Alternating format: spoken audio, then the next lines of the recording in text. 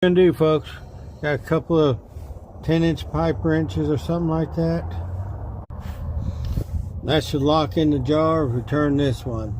Okay, bring it this way. Nope. Okay, so what we're going to end up doing is taking this little keeper off. So we're going to stick something in there and hammer it one way and then the other, get loose and take it off.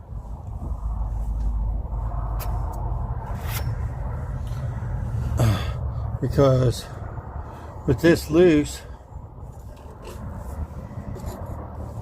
I should be able to spread this out a little bit right down in there. Right there. And that should let this loose.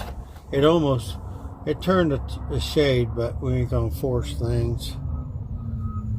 I have to slide this plastic piece back, or my helper does. We kind of had to break that black thing loose there. It's a little plastic collar, that there. You see the little bites?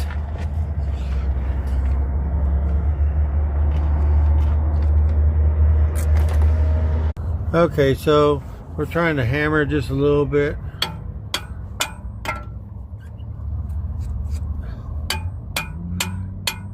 It's moving. Okay, we'll spare you the time.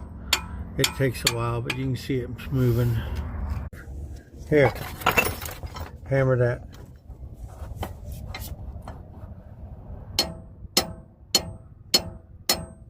Stop.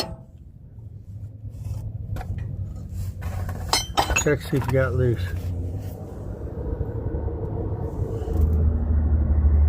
It opened. Okay. This is that ring that was around there. And we use screwdrivers to kind of poke it off, and there should be. That allows us to take this off. Ran off towards you. Gonna need two hands. There it is. That's all we needed. Okay, folks, it's reverse thread, so we gotta loosen it to tighten it and tighten it to loosen it. Meaning righty tighty. Nope, it's righty loosey.